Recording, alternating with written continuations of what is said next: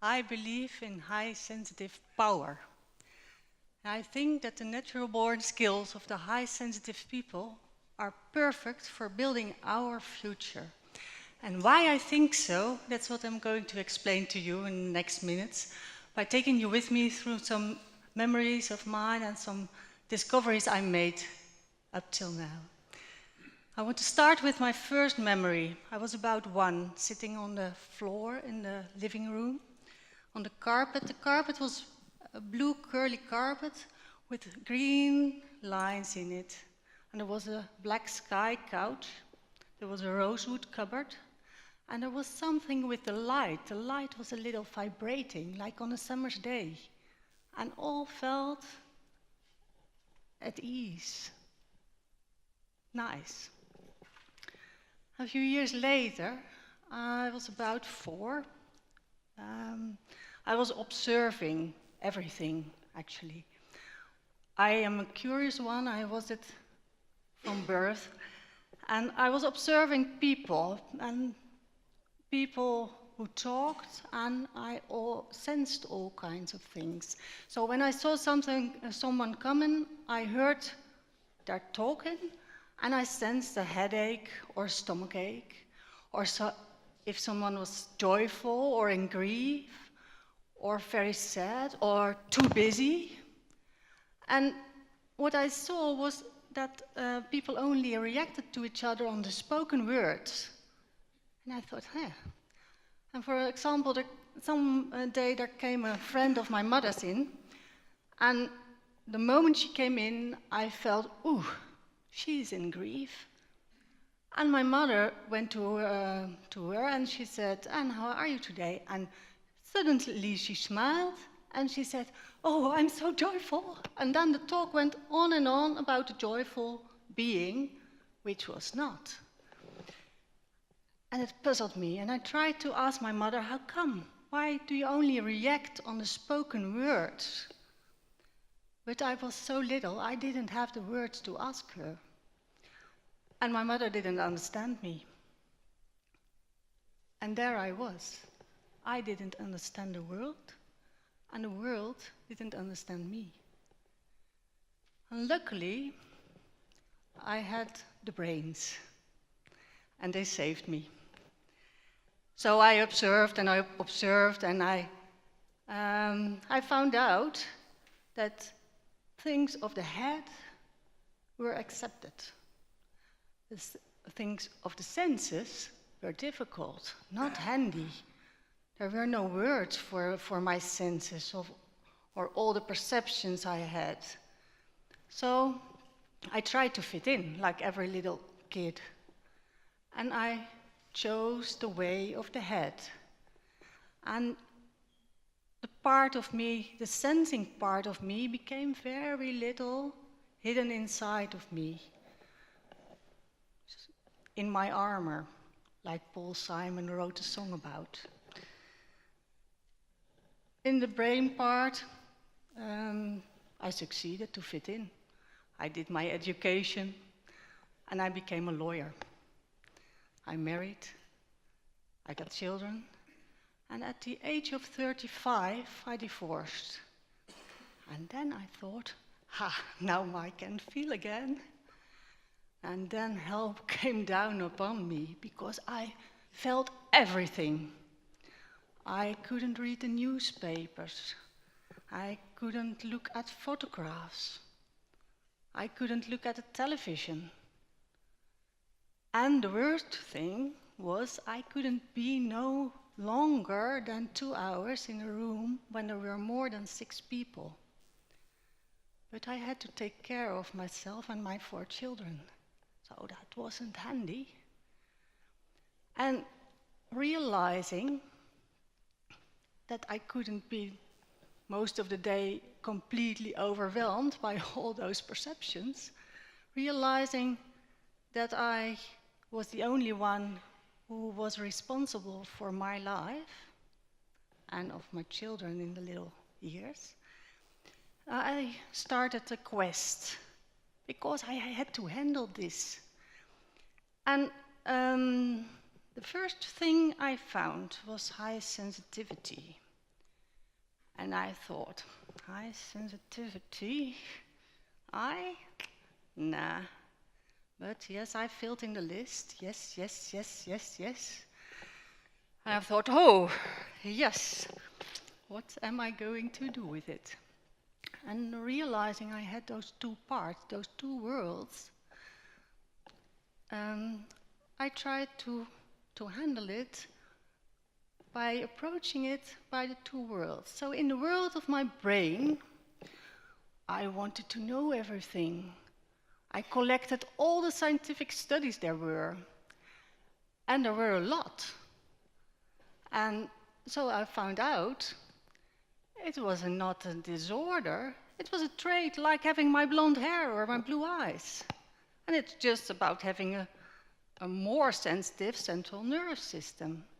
And this central nerve system receives more and processes deeper. So it's sooner it's full and sooner in stress. But the deep processing takes care of empathic skills, of thinking out of the box, of being very fast to the core of the problem, being creative in doing or in thinking. And it was found with 50 to 20% of the human beings. And not only the human beings, because they have studied more than 100 species up till now, who have exactly the same percentage. 15 to 20% of a population has a highly sensitive nerve system. And it has a function. It has the function to bring the group as a whole to the future. Because this part of the group senses more and senses deeper, senses sooner. So in the early days, they knew where the water was, when the winter was coming, where the food was, if the food was ripe. And now we can use these skills like creativity, thinking out of the box in our society now. So we can bring our group better to the future. In the part of my sensing, in my sensing part, that was difficult because I hadn't lived there. I sensed all kinds of things, but how did I handle them properly? I hadn't learned it.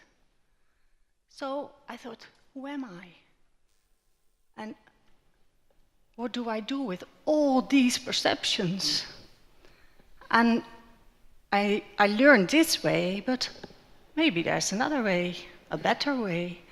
And so I went on searching, exploring myself. And in fact, I wrote a complete new manual, How to Live with Jaqueline. And in all, it took me 10 years to fully integrate those two worlds. In the meantime, in my professional life, I was one day standing in court defending a party. And I looked at the other party and they were lying to the judge, not a little bit, but tremendously lying. And I was astonished. I thought, oh. And I looked at the judge and the judge believed it. And then I realized I couldn't be a lawyer anymore. So I went on to mediation and then to coaching. And in the coaching, I saw people falling out of their jobs with stress complaints, physical complaints, psychic complaints, burnouts, bore-outs. And a lot of them were high sensitive. I could see it, I could feel it. And when I asked them, have you ever thought of the idea of maybe being high sensitive? They said, nah. But after a week, they said, oh, yes, I think I'm high sensitive. And what do I do now?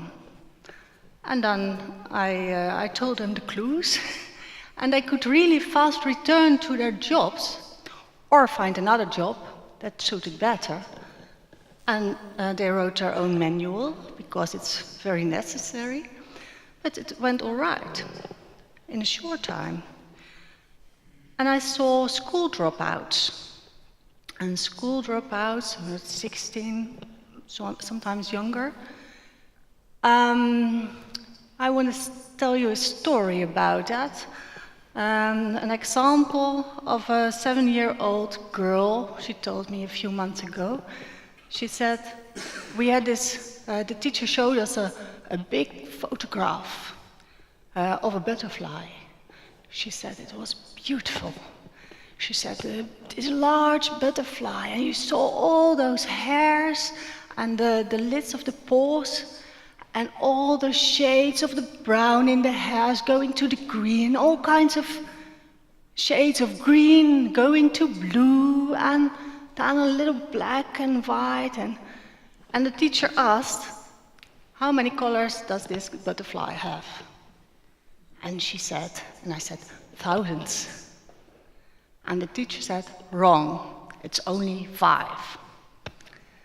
And I asked her, what did you say? And she said, I didn't say anything, because the teacher only sees 5. But it happens every day to these children, and by the time they're 16, they've had it with school. They can't learn anymore there. They want to do something else. So,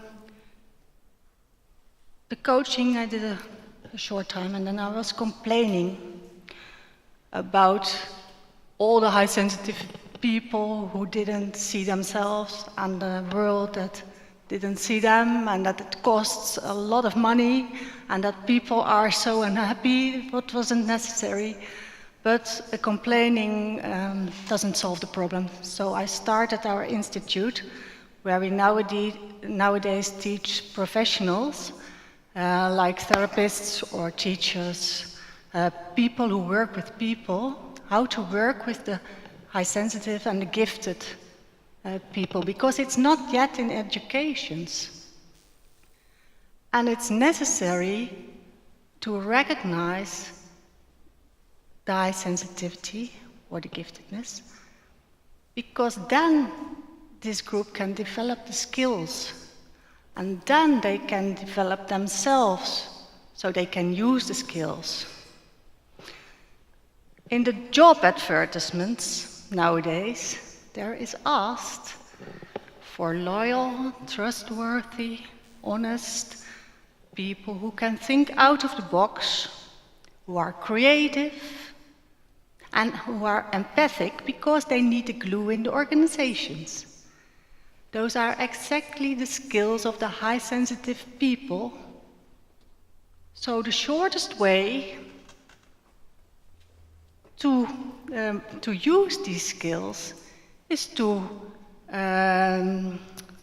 use the high-sensitive people, to see them, to let them develop their skills and develop their sense of self.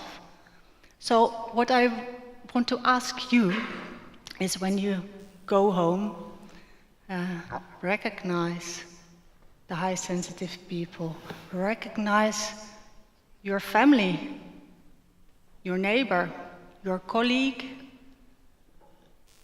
your friend, or yourself. And acknowledge it.